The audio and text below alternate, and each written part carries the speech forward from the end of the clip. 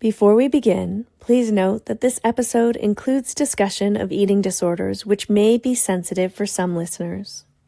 We invite you to take care of yourself and listen at your own pace. The information shared in this conversation is not a substitute for medical advice, diagnosis, or treatment. Please consult your healthcare provider before beginning any new health or wellness practices. And thank you for being here. Welcome.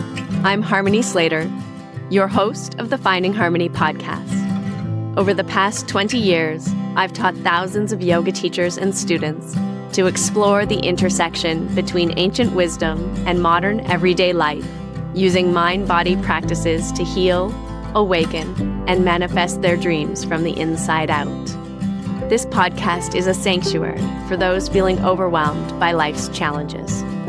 Are you ready to jump in and discover how these challenges aren't actually in the way, but are the way to finding harmony? Let's invite the magic back in. Hi, and welcome to the Finding Harmony podcast. Today, I'm meeting with my dear friend, Siobhan Fitzgerald, who is a lifestyle educator and yoga therapist. She combines breathwork or pranayama with Ayurvedic principles and yoga therapy. She's also an Ashtanga yoga teacher and practitioner, but she really is here to help people fill that inner void and manage with their struggles. She has healed her own childhood trauma using pranayama and yoga, and we're going to talk a little bit about how pranayama helped her even when the yoga asana wasn't quite doing the trick. She completed an intensive 3-year program at the Kavalyadam Institute in India with Sudhir Tiwari, who is the son of my main teacher in pranayama, Shri O.P. Tiwari, and she became one of the only UK certified teachers to be able to teach this lineage's methodology. So in today's conversation, you're in the right place if you're a woman who is concerned about perimenopause or experiencing some symptoms of menopause or perimenopause, or maybe you're just feeling like your hormones are off or you're having certain signs or signals in your body of maybe too much stress. Because today we're going to explore the transformative benefits of traditional pranayama practices and how these ancient breathing techniques can support particularly women today in our conversation, but they can support everyone, men or women. But we're looking at hormonal shifts and changes and how these particular practices can help you reduce some of the negative effects that can come up in midlife. And so we're going to discuss how very specific breathwork or pranayama regimes can help to counteract some of these negative effects of stress on the body and help you balance the hormonal fluctuations, as well as provide you with a very sustainable approach to your well-being during life changes and transitions. Siobhan's approach isn't about a quick fix. It's about completely rewiring your nervous system for lasting contentment and resilience. And so if you're curious about how breath, something that we do every day, we're constantly breathing without even thinking about it, but how it is your most powerful tool for navigating changes within your mind and your body, and also directing these changes in a way for optimal health and healing and well-being, you're in the right place. We are going to find harmony today by using our breath. So let's get into this conversation with Siobhan. I cannot wait to share it with you. Grab your notebook and your pen. You're going to want to take some notes, and you're probably going to want to sign up for my free masterclass on May 10th and May 11th to learn more about how pranayama can support you during life's transitions. Hi, and welcome to the Finding Harmony podcast. I'm so excited to have this conversation today because I am meeting with my dear friend, Siobhan Fitzgerald, who is in Scotland, but just got back from India. Hi, Siobhan. How are you? Hi, Harmony. Lovely to see you. Lovely to see you too. And you've been on our podcast before, so if people want to hear your story, they can dive into the archives. We can throw that link in the show notes. But today we're going to talk all about pranayama and the practice of pranayama, which you were just in India doing. How many days were you there doing a pranayama intensive? 2 weeks of Anushthan, which is a good deep dive into it. For those listening, what does Anushtana mean? So it's deepening the learning process is probably the best way to do that. And you're doing that through actually immersing yourself into all the practices that encompass pranayama, kriyas, meditation, mantra. Yeah. And then there's a lot of time where we're questioning what's coming up for us and questioning the texts and the translation of the texts as well. So it's really authentic, traditional work that we're doing. Yeah. It's so powerful. The subtle practices are really the most powerful, aren't they? They are, absolutely. Yeah. You know, most people come to yoga through asana and then they get really stuck in the asana, practicing so many asanas on the asana train, trying to advance in the asanas, and then somehow become kind of pseudo contortionists or like gymnasts or wannabes or something in the process, and kind of get addicted, I think, to this endorphin release and to this sort of feeling of staying young and agile forever. Yeah. But your path kind of took a different route. And so what was it about pranayama and kriya that really made you recognize its like powerful transformative effects? Yeah, I mean, I think I did a bit of the gymnastic stuff and the chasing as well in the beginning. I feel what happened was what was going on in my system at the time. And although I'd been probably practicing a lot of yoga, physical asana yoga for about 8-9 years, those things were still there. And they were still quite raw. So I had, and I think all of that was, we chatted about all that in the first podcast we did in depth. But I had digestive issues. I had sleep problems. I wasn't sleeping. So my system was upside down. My menstrual cycle was irregular, really, really irregular. And that was affecting my mood still. And you were still struggling with bulimia also at that time. I was struggling with bulimia. I had IBS. Yeah.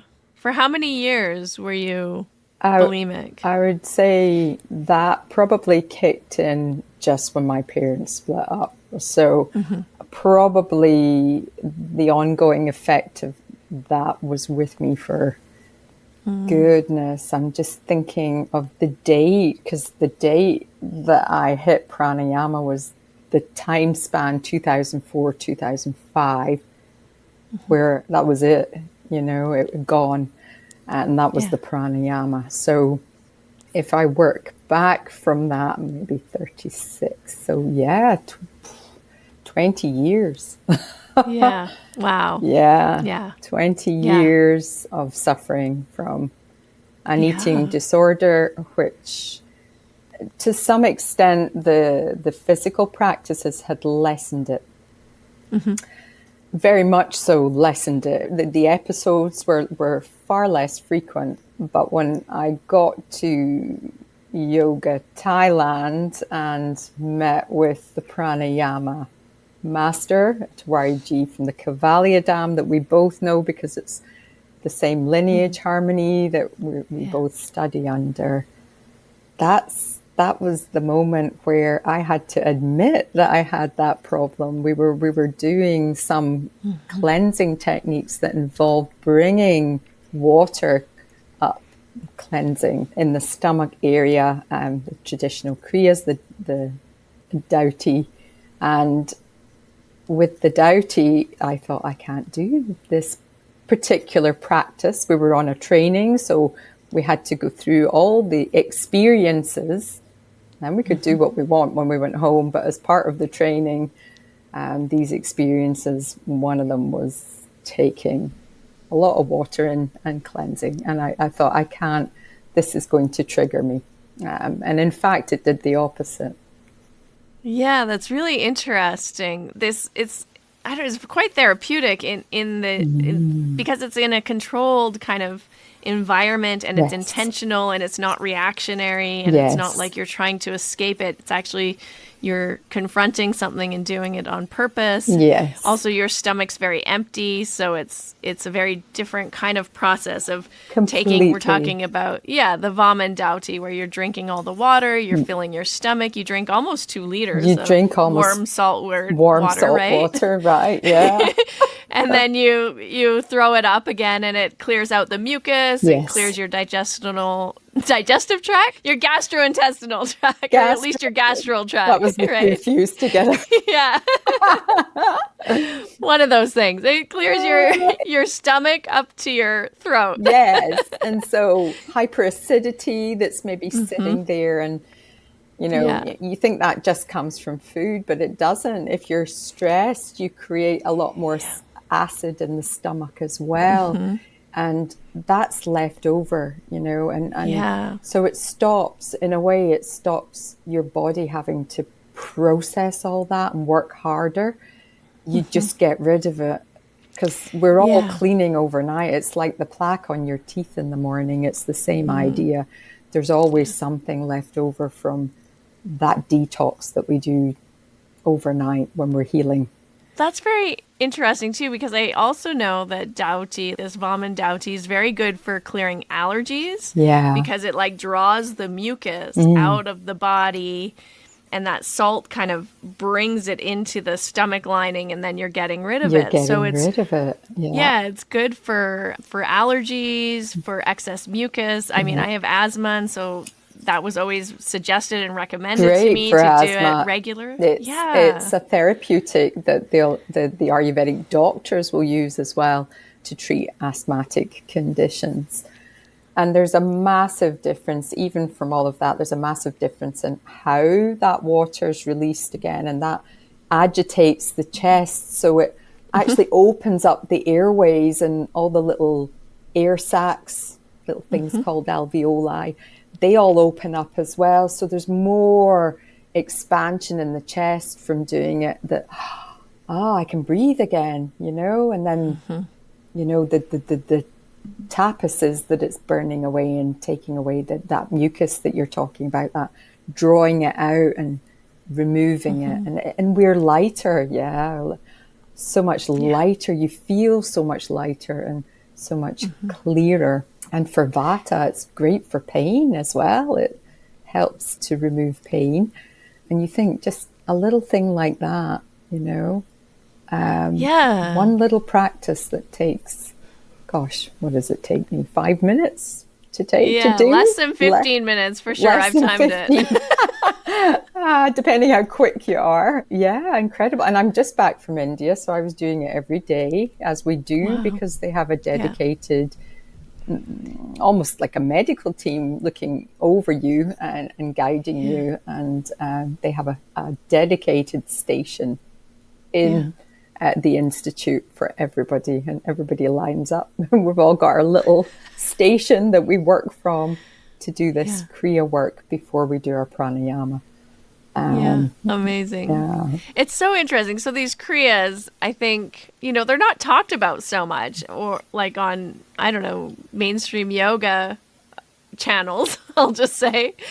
But they're really, really powerful. And like you're saying, have so many therapeutic benefits for the body, for the mind.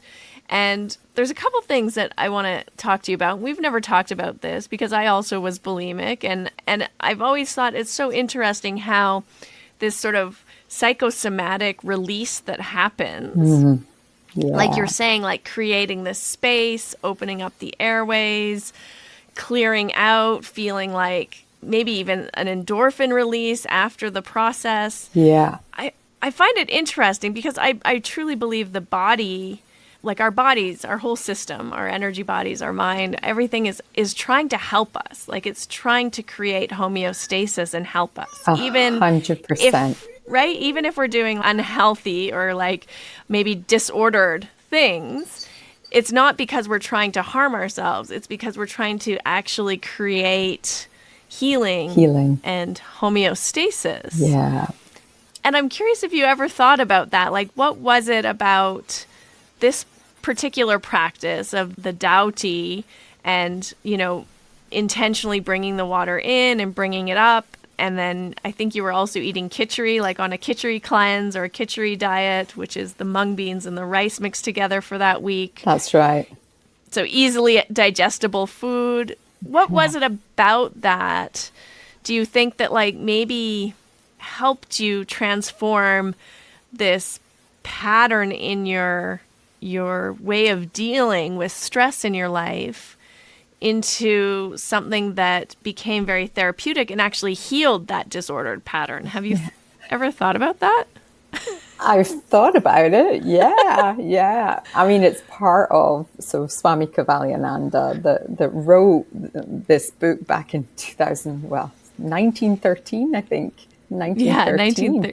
Long time back. Long time back, you know, in describing how the body has an innate ability to heal itself. But what you talk about is all these blockages, and they're emotional blockages as well. And I think I realized that very, very much, that these deep practices that we do through the Kriya work, they're really tapping into deep nerve plexus roots in our body that sit over the chakras. And the science says that, you know, now that I've done so much work at the Kavalya Dam and been with a lot of the teachers and the Ayurvedic doctors there, you know, you learn so much from them. You're like, so this one surgeon says, you know, I'm operating every day, and these chakras are actually representing the nerve plexuses into the body. And there's been so many psychologists that have written books like The Body Keeps the Score, Bessel van der Kolk. It's an incredible book, and the body does keep the score, you know, and if there's trauma in the body, that way of releasing it is incredible, you know, emotionally it's incredible. And I think, you know, that's what did it, that and the food, the diet being switched, it actually gave my body, probably for the first time in my life, the right nourishment, you know, because the khichdi that you're talking about, Harmony, that's so high in protein and good fat as well. You know, the ghee is so good for the nervous system. You know, I probably hadn't experienced that before over a period of time where it was consistent. You know, I wasn't having it every couple of weeks. I was having it every day. I wasn't even allowed raw food. I wasn't allowed salad. Once they found out that I was really struggling with bulimia, they just said, no, you're only allowed 2 foods. And they are khichdi and rice milk. Right. And the kheer, right? Like the kheer. It's like a rice porridge, like a sweet rice porridge. Delicious, delicious. But that gave my system time to heal and repair while I was doing all the practices. And you know, I think that my nervous system and things chemically in my body started to change as well. And they say that with the pranayama even, you know, it's doing these breathing practices changes the blood chemistry.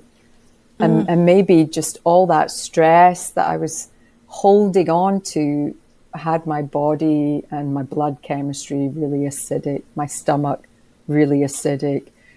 And then I was holding on. I know I was holding on to a lot of emotional pain and trauma. It was like getting a spade and just digging out the stuff that I was holding on to, that the body was keeping the score with, and just, you know, and they say that about pranayama, that it's the only practice that can hit every part of the vagus nerve as it travels through the body. It taps into all those pathways, and you know, you can feel good and get an endorphin rush from exercise, but you never feel what you feel from doing these deeper breathing practices.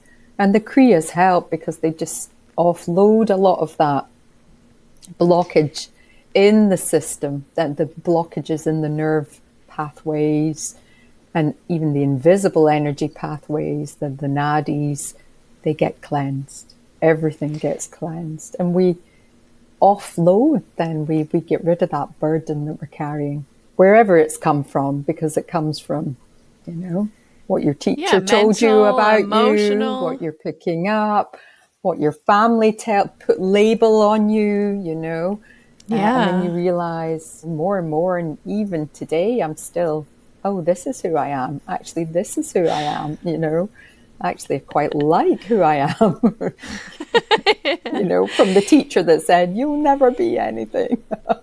Yeah. I mean, we pick up all these beliefs at a very young age before we're consciously aware of what's true, what's not true, like you're saying, from people in our lives, our surroundings, our parents, mental, emotional kind of patterning. Yeah. And then even I think, we have this ancestral patterning too, that I think we're just barely brushing the surface of in science, of the trauma responses or trauma that carries through the generations. Yes. And I think what you're saying here too is doing some of these deeper cleansing practices, these kriyas, are really, it's like a somatic release in a way, but it's also very much pulling and changing our bodies from the inside out in a very deeper kind of way. And also not just our bodies, but our energy bodies too. And that's kind of interesting. Can you talk more about like how cleaning our digestive system would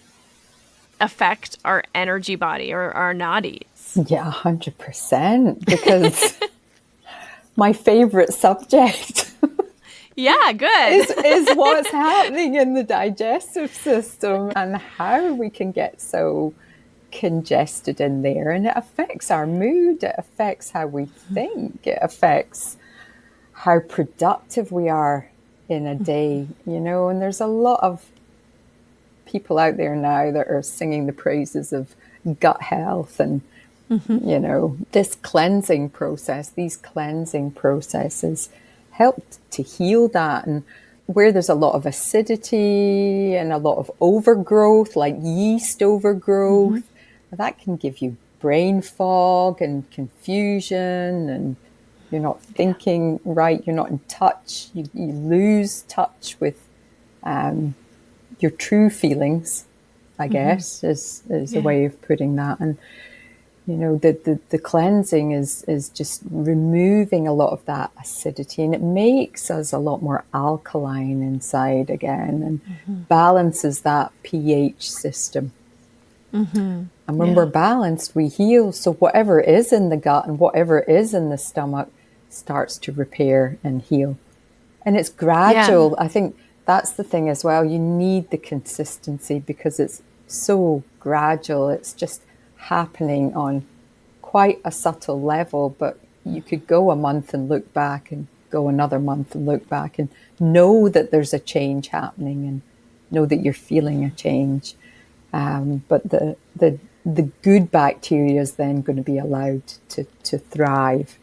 I just want to tap into this blood chemistry thing, because from what you're saying also is that the pranayama itself is changing your blood chemistry. It's actually making you more alkaline, which is giving your body the opportunity to heal and find that optimal health or optimal kind of homeostasis or functioning, right? Yeah. And the more that you practice, the more alkaline, the more balanced the system gets, and it's like stages. So the first stage is that your heart rate comes down and your pulse rate comes down, and you start thinking, I feel calmer, this is nice. And then after that, it's physiological. So the second stage of being consistent is the physiological changes. And the thing about the kriyas is, I don't think, unless you're immersed in traditional practices with an institute or a lineage that have been, looking at, experimenting with, giving you the correct way to do things, people don't know enough about it. And in a lot of teacher trainings, it's just skimmed and maybe they're talked about, but not really. Nobody's ever really done them, or very few people have actually done them, unless you've been in a lineage with a teacher or tradition that. And in that, as you say, you're given the time, the space, the condition, and you've got someone observing you as well. So it's going into that space and doing those practices really,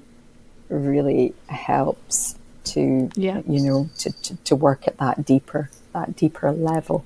So once your subtle, your physical body's feeling like a little bit more balanced, and then your subtle body also starts to mirror, I would say, and maybe the harmonize. So vibrationally things are starting to regulate as well. And then because I digressed a little there, that second stage is physiological. So if there's pain in the joints, there's congestion in the tissues, that starts clearing up.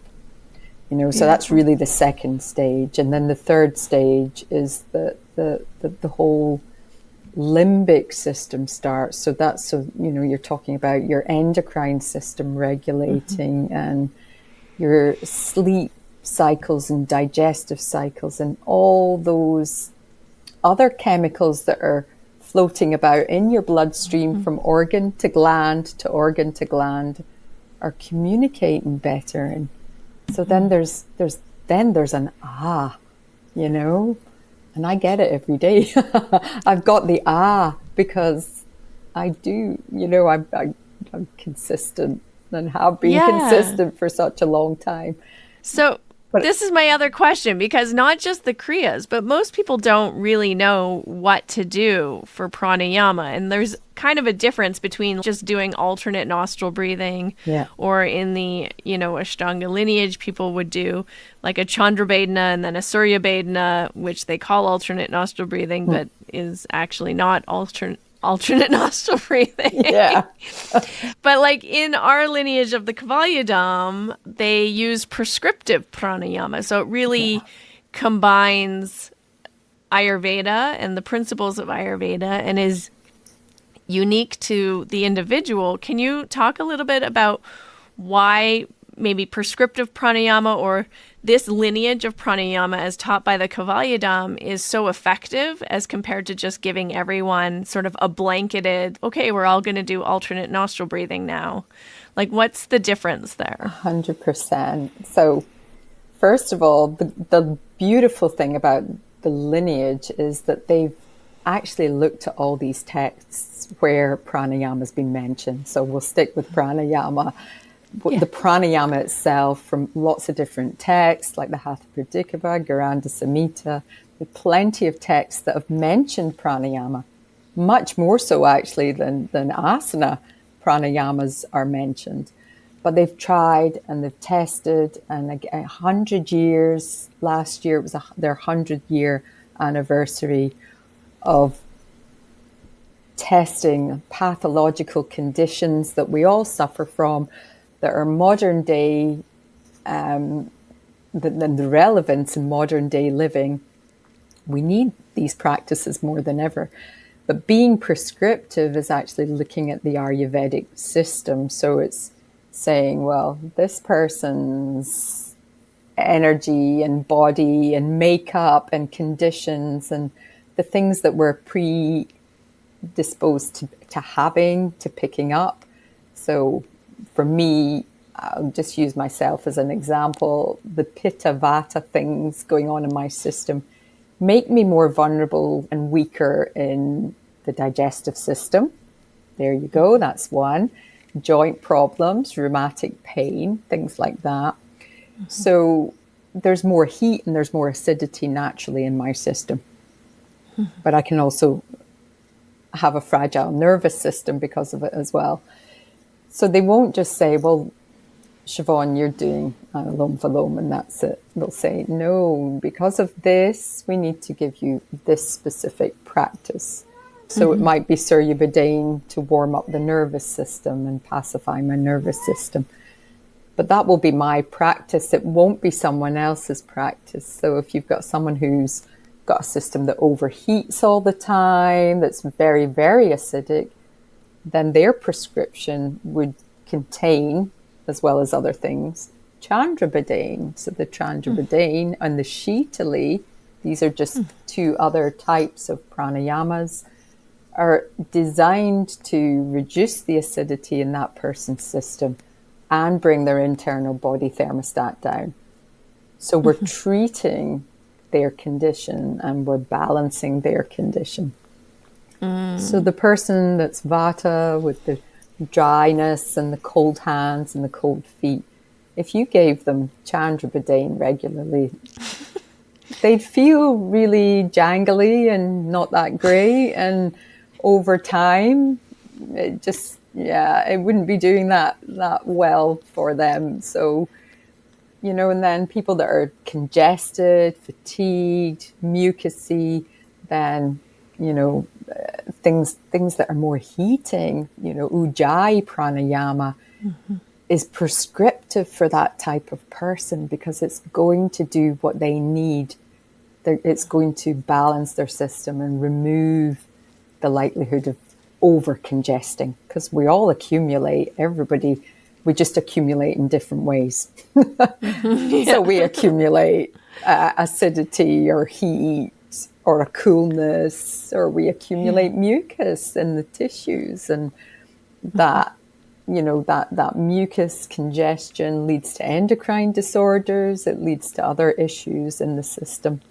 And so being prescriptive, you're always checking in with your teacher. You're always checking in, and how are you faring on this practice, these practices that we've given you. We might tweak it a little bit and just say, right, that was good for a while, but now we've hit a little bump in the road. It might be their diet needs looked at as well. But we can say, we'll do more rounds of ujjayi just now and drop the other one. And then they're like, I feel better, and we're always working towards, I think you mentioned, optimum health.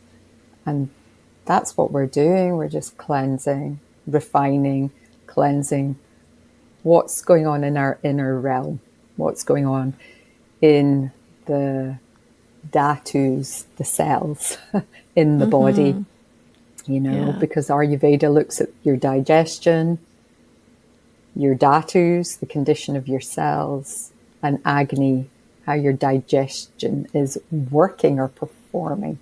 And malas is how we eliminate. And if we're not eliminating, then the cells get congested. And if we're not digesting properly, then the cells get congested. And then we get blockages. And then we get sick. Ayurveda has that famous saying that all disease starts in our digestive system. Yeah. So definitely they're always looking at, how are you eliminating? How is that fire, that Agni, that inner digestion working? And then, as you're saying, this dhatu, the tissues or the cells, it seems very much aligned with functional medicine, actually, as what I kind of know of it is very concerned with mitochondria health, and increasing energy and longevity and how we're digesting our food and, gut health and all of those things. What would you say to, let's just take sort of a middle-aged woman who's, perimenopause, menopausal, having some of those symptoms of maybe some night sweats, not sleeping very well, some of the hot flashes, like taking this kind of case. Okay. Can you prescribe what would be a suitable pranayama practice for someone of this kind of stage of life?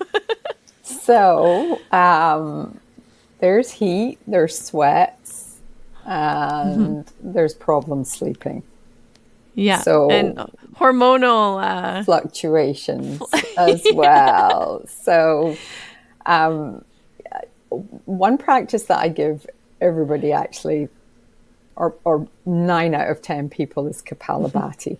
Because I love Kapalabhati. It's a kriya, so it helps to take away imbalance and congestion in the system, and it's probably the most effective. And as a kriya, which it is, it's easier than people having to face those other ones that we do with the salt water.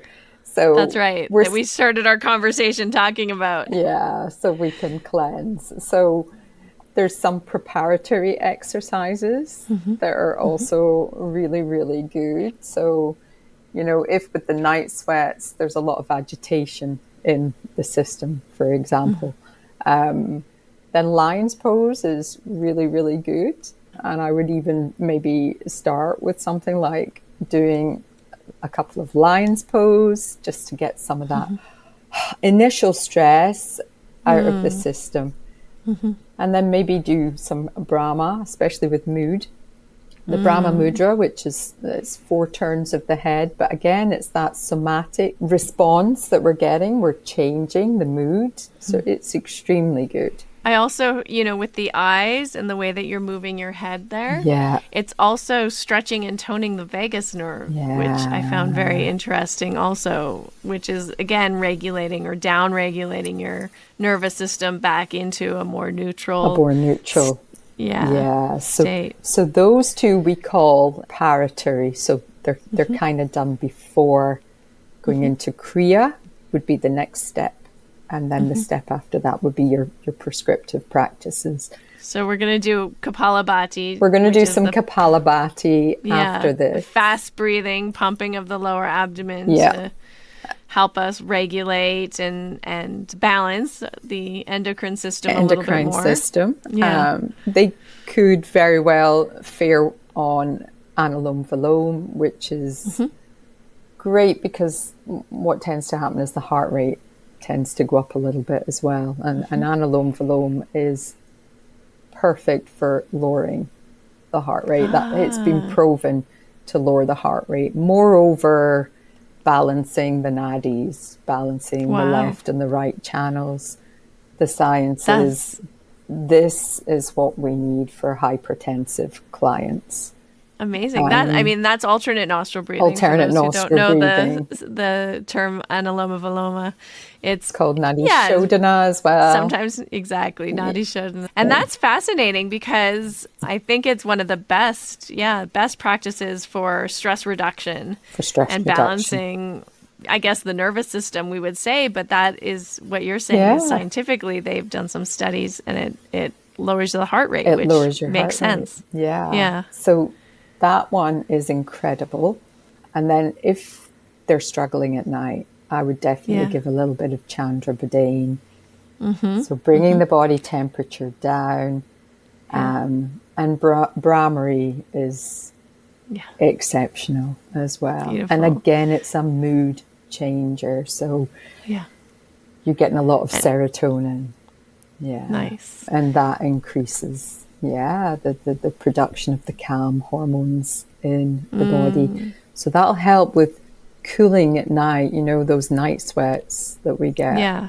That little recipe of Chandra Bodhana and Brahmari which is bed. Inhale through the left, exhale for double the length through the right. And even always inhaling left, always exhaling right. Always on that cycle, 100%. And then the Brahmari is the humming bee. So inhaling through both nostrils and then exhaling with the humming sound. And would you say for as long as possible, or is there a ratio? It's still a ratio because it's still a pranayama. It's one of the 8 classical pranayamas. So you have to count. Now the science behind this inhale and exhale that's going on that we're mentioning is incredible, because even if you exhale for 1 second longer than your inhale, so if, for example, if I count an inhale of 3 through that left nostril and I exhale for 4 seconds out of the right, I'm going to break the stress mechanism in the body. Wow. And even just by 1 second, they've proven even just by 1 second. So if you read traditional texts, it says to double the exhale. Yeah, that's always the prescription is inhale, exhale for double the length of your inhale. And that's changing the blood chemistry. So that's what Wow. you're doing there. And You're going to get like the maximum effects. maximum effects for doubling. Yeah. And What if you do can keep longer? it. If you do longer than Double. it's not really going to make any difference. Any difference. No. Yeah. That's So as long as it's double, you're getting the maximum benefit. as long as it's double or almost double. So with Brahmari, you can get a bit stuck because it's this. So we produce. It's not like an It's different. The vibration is more like a. So you want the vibration on the palate, on the roof of the mouth. So when we do that, sometimes it cuts out, different from inhaling and exhaling through the nostrils. So even if you can get to almost double, I would say that's nicer than forcing to double. Yeah. Because you think you should, or because you think you have to, but just still being very aware of the inhale. So counting 2, 3. Right. Okay. I'll try and exhale for 6, but if I don't quite get there, I'm not going to beat myself up. But when the body's stressed like that, and then we're over anxious, then the science in the blood, so those little oxygen molecules that are floating about in the bloodstream, they stick together and then they don't get absorbed.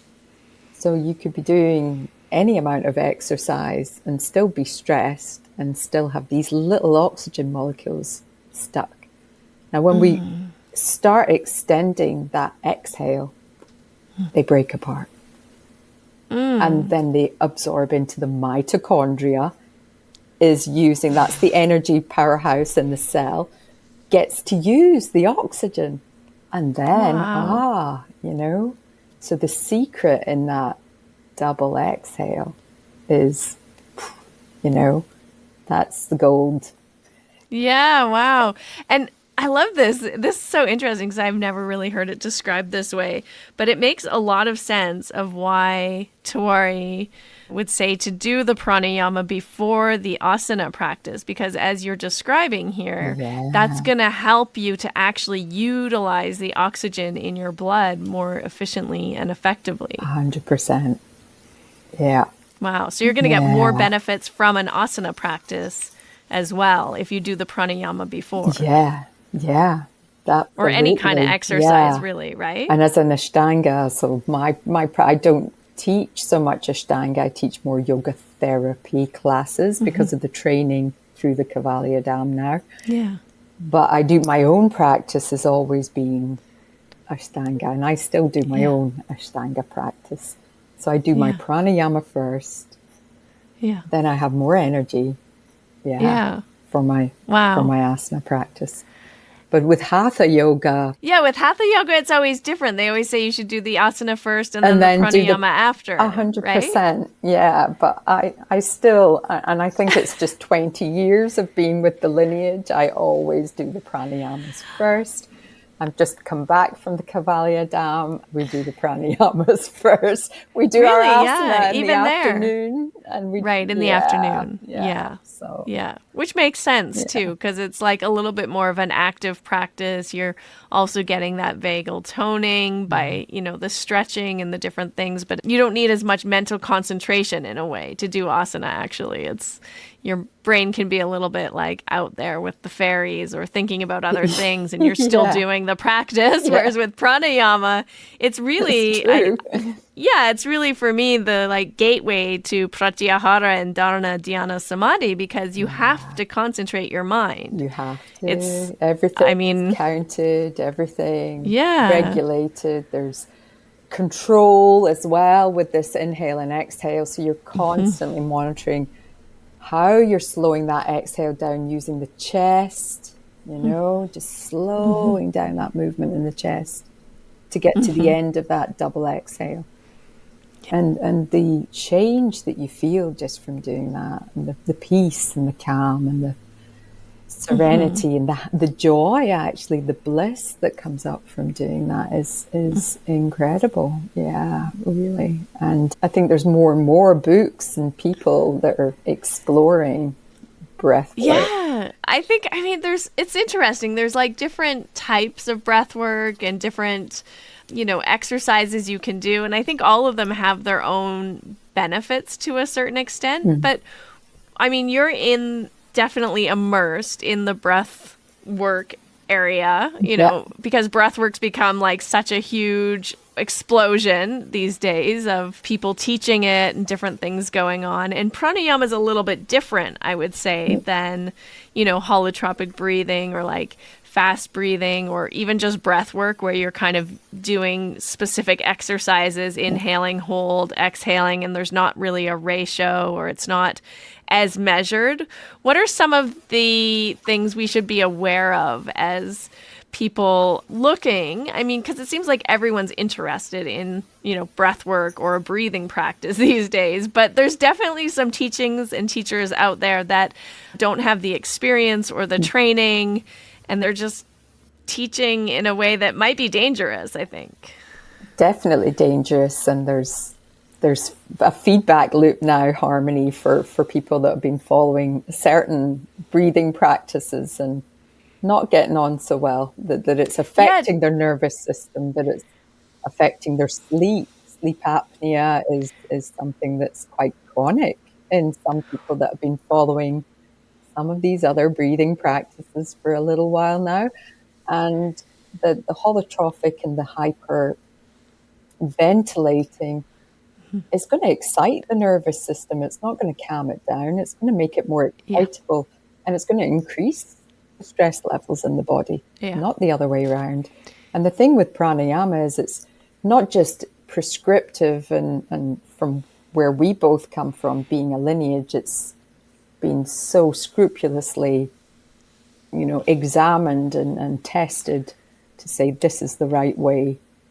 For literally hundreds of years. And this is the right technique, and this is the right methodology as well. It's got somewhere to go. Pranayama's got somewhere you can evolve with your pranayama practice. Whereas these are just styles. It's a style. It's only one thing. You're only doing one thing. It's not like a recipe where you're saying, well, I'm going to make a nice cacao smoothie today, and I need these ingredients to make the cacao smoothie. It's just, no, there's the cacao powder, and that's all you're getting. You're just getting hot chocolate. You're just getting the powder. No milk. No milk. No honey. No. I mean, it's interesting because I do I teach a little bit of holotropic breathing, which it's super different, but it's also like an immersive experience, and it really creates a lot of somatic emotional release for people. But I think of it more like a marathon, you don't want to run a marathon every day. It's not good for you to run a marathon every day, I don't think, right? Your body's going to start breaking down. Things are going to start going like a little wrong. You're right. You're so pushing yourself like that every day. It's more of something you do every once in a while, and then you're training and doing more regulatory practices, more things that are helping you to regulate and build that strength in the nervous system, so that then when you do a marathon, it's not like blowing out your nervous system. Exactly. And like you say, you're using it because it's serving a purpose at that time. It's going to do something, but it's only going to do it for that short period of time. Exactly. And if someone's carrying on with that same thing, like you said, that's a really good way of putting it. Running a marathon every day, it's not good for you. It's not going to help you. It's going to deplete you and eventually break you down. And I think that's the lovely thing about the pranayama is it's nurturing the body in a way that's making it more oxygenated, more alkaline, more able to heal, more able to regulate, and an incredible calm. That's why I do what I do. It's just been there all those years since I first started, It's just every year it evolves in me, and pranayama goes into pratyahara, and so when we start retaining the breath, then we get that incredible shift again, if we take our time. Yeah, I think that's another thing. I mean, I want to go back to what we need to be careful of, and then we'll talk about taking our time. What should we watch out for? Like, if I don't know anything about breathing or breath work or pranayama, and I'm just like, oh, I want to learn more. I want to learn from someone. Yeah. Who should I look for and what should I look out for? Well, you need someone who's doing the practice. You need to learn from someone who's had the experience, who's coming from a reliable background when it comes to pranayama and not just other styles of breathing practices. But even with those, like you're saying, I mean, there's a lot of trainings that are like weekend trainings. And then people come out and they're like, yeah, I'm a breathwork facilitator. And they might have learned about the diaphragm and CO2 and O2. But like, I don't know, how much can you really take in a weekend or even in a year? Like if you've been doing breathwork for a year, I don't know, are you really qualified to? No, I mean, I've been doing yoga for 28 years and I still don't feel like I'm qualified. It's just incredible. Right. I think it's important. The best idea really is to go to source, you know. Or at least someone who's had a practice for like a good decade and is immersed in the teachings and 100%. Can tell you about the effects of some of these pranayama practices. And I would be asking that as someone who's never done breathing practices before, that wants to be in a place where I want something that's going to be more prescriptive for me, for my health, for my well-being, for whatever's going on in my system. We need to start somewhere, and with someone who's a decade that's hardly anything. So I would definitely ask where they've studied, how long they've been studying for, are they practicing? And usually you can pick up from people's energy as well, and very quickly, and how you feel. If you've been given some practices and you don't feel right, or all of a sudden you're not sleeping, or your digestive system's off, or you're like, that was tough, but actually I feel good from it, is different from, very different. Like learning Kapalabhati for the first time can be quite challenging. It's hard. It takes a lot of concentration, and it's difficult to get a hold of where you're supposed to be pumping from, and how to isolate the upper abdomen from the lower abdomen, and all of those things, for sure. It can be. Yeah, it takes concentration. It takes concentration. In a different kind of way than you might be used to concentrating. 100%. Yeah. But that's different than like maybe being prescribed a practice of inhaling, say, through your right nostril and holding for the 4 times the length and then exhaling for the same length as you're inhaling for, which, the inhale and the exhale being even isn't really giving you that nervous system regulation as you've spoken about.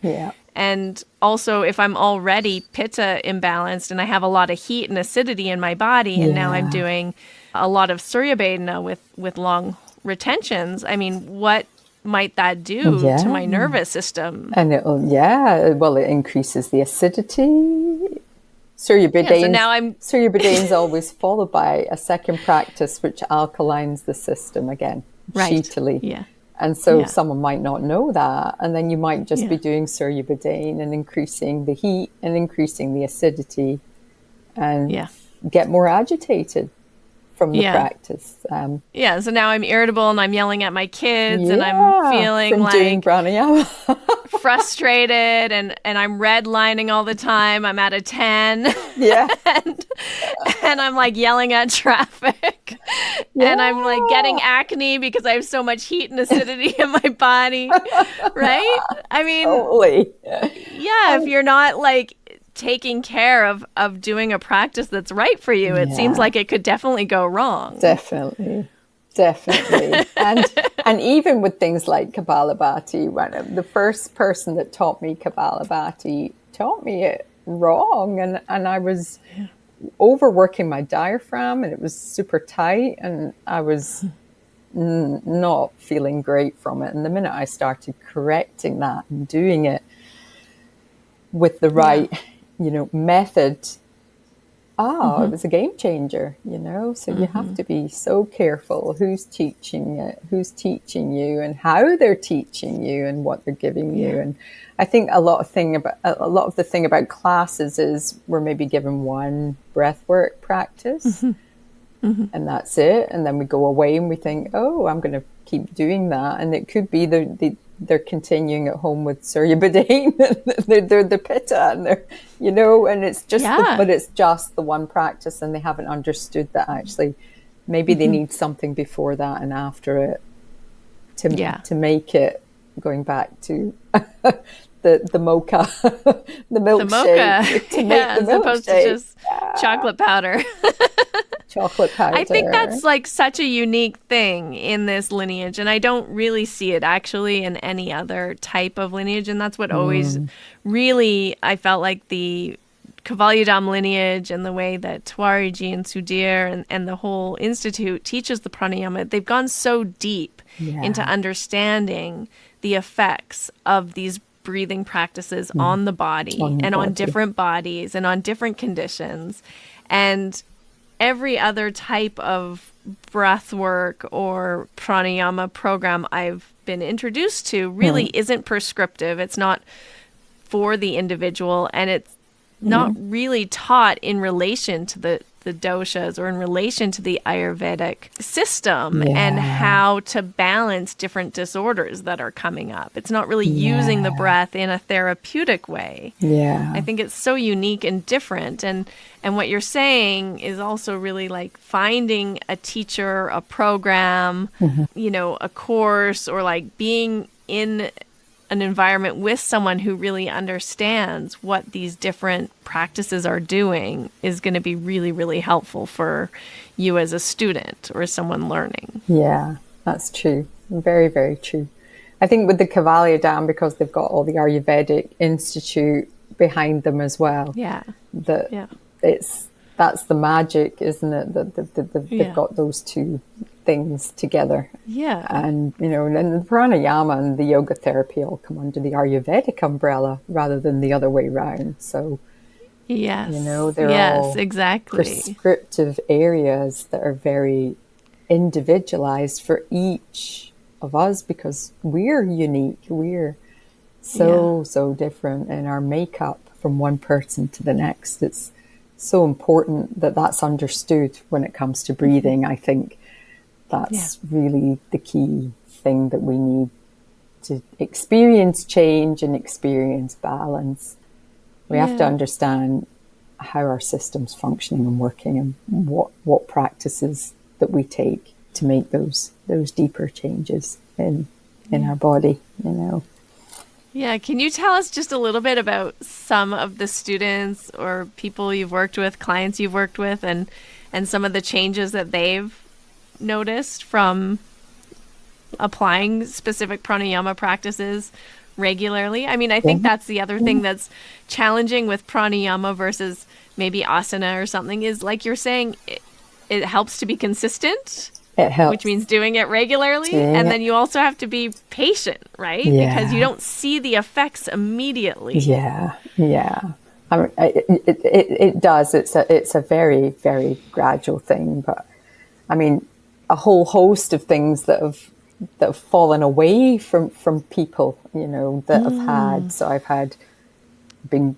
treating a young lad recently, 21-year-old boy who had chronic acne, it was, and within a month even, you could see how much it had healed up, how much calmer he was, and the way he was, the first breath he took with me was, he couldn't even do a smooth breath, and now he's sitting there, he's breathing. And what prescription did you give him for chronic acne? I'm only asking for a friend who might be my son. Well, he's definitely doing Shitali for all that acidity in his system. Yeah, he's doing his Kapalabhati. He's doing some Chandra Boudin as well.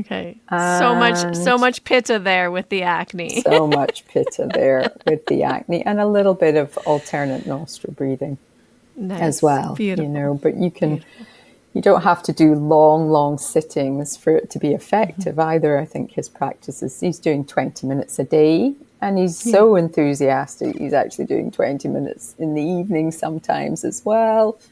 And he feels, and you know, his facial features as he walks in for a session, he looks happier, he looks calmer.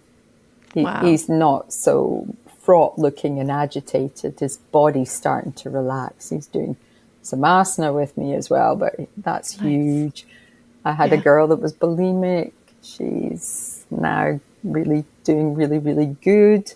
I went to her house to work with her with the kriyas and things, and she's doing great now. And I've had people with rashes. I've had people with hiatus hernia. What would you do for a hernia, for a hiatus hernia? Well, ironically, the Uddiyana Bandha and those practices really helped her. Russell healed his hernia with Uddiyana Bandha. Well, there you go. So did she. I was just curious. And her asthma's gone. And she was one of my students last year, and she came to the Kavalia Dam with me. Oh, wow. Yeah. Amazing. So, it's the healing is incredible. You know, I get a lot of people with anxiety and depression. I think anxiety and depression, are very common. Would you treat those differently? Because I know that anxiety and depression are actually kind of the same disorder, just on different sides of the spectrum. On different sides of the spectrum, completely. But from like an Ayurvedic or Pranayama point of view, would you treat them differently? Or would you treat them differently? Yeah. The depression is more about waking the system up again and getting rid of that low feeling. And the anxiety is definitely more about dampening things down.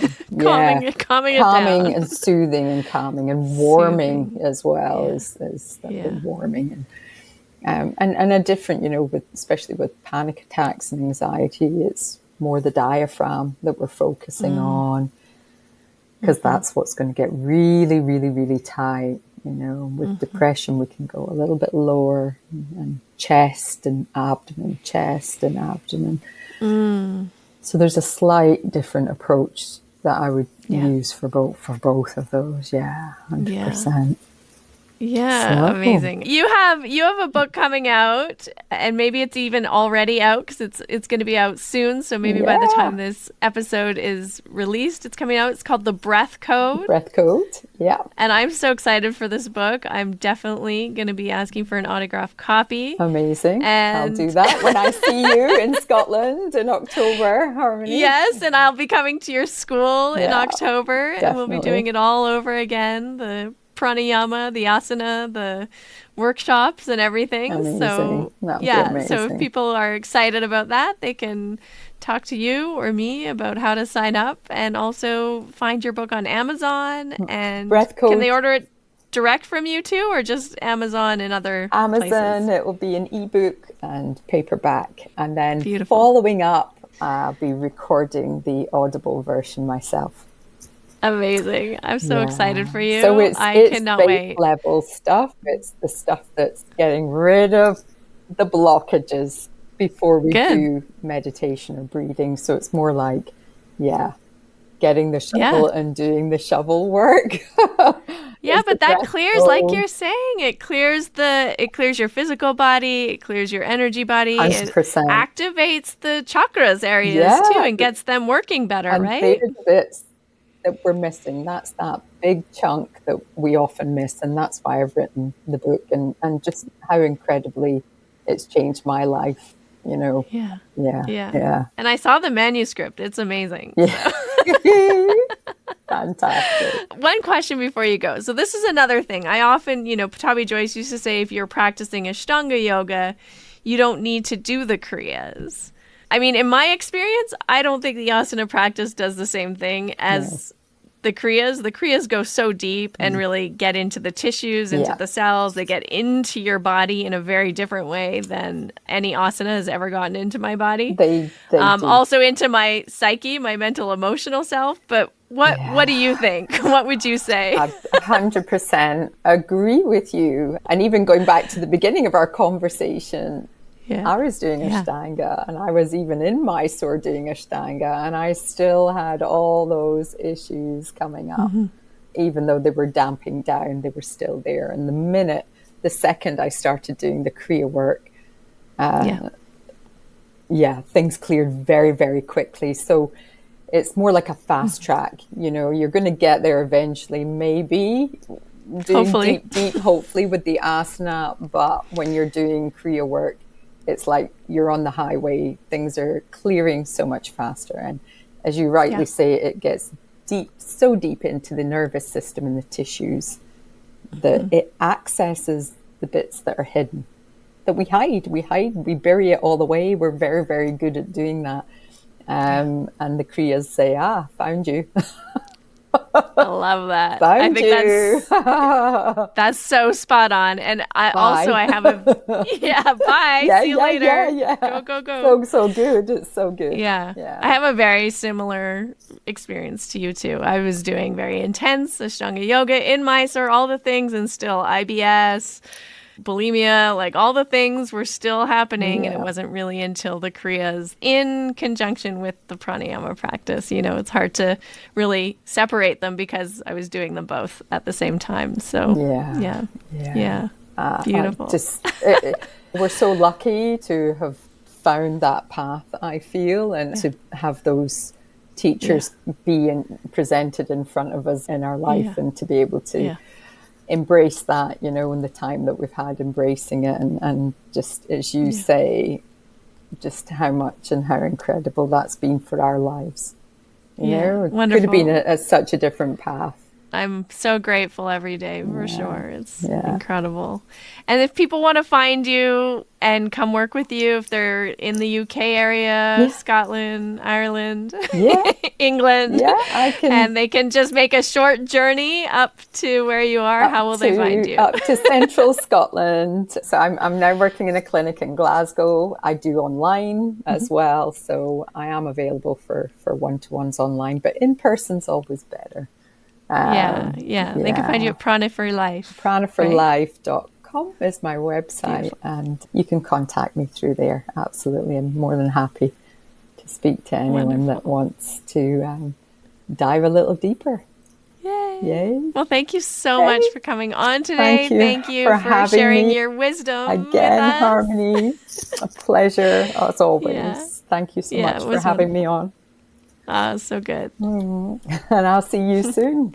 We'll see you in October in person. I'm so excited. Looking forward to it. Well, I hope you found that very educational.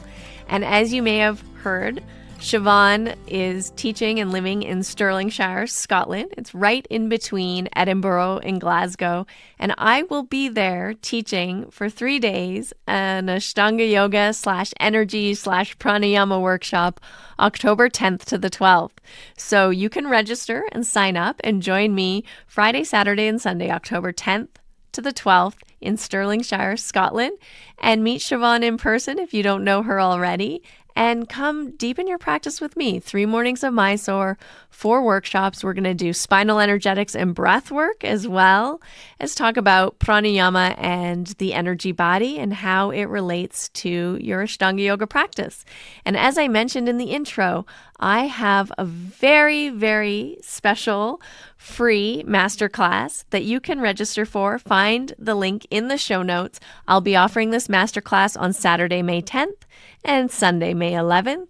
It is a masterclass to help you connect with 3 very foundational pranayama practices so that you can really start to reduce your anxiety, let go of overwhelm completely, regulate your nervous system, help yourself first, and then learn how to help your clients, your students, maybe even your kids. Even children can do these practices and they love them. Find more balance, more calm, more focus throughout your day. So come on into these free masterclasses with me happening in the next month. I cannot wait to see you there. All these links are in the show notes and it's going to be amazing. So I look forward to connecting with you and saying hello, either online or in person. That's it. We've concluded another episode of the Finding Harmony podcast. I just want to thank you so much for doing the work that changes the world, starting with yourself. It truly does make a huge difference. Please make sure you have your automatic downloads turned on wherever you listen so you don't miss any of the upcoming episodes. I have so much more magic I can't wait to share with you. Lastly, if you're on Instagram, I love connecting and hearing from you. So come on over and say hello at Finding Harmony Podcast. And you can also come say hello to me personally at Harmony Slater Official. Thank you again for being here. I cannot wait to share more with you in our next episode.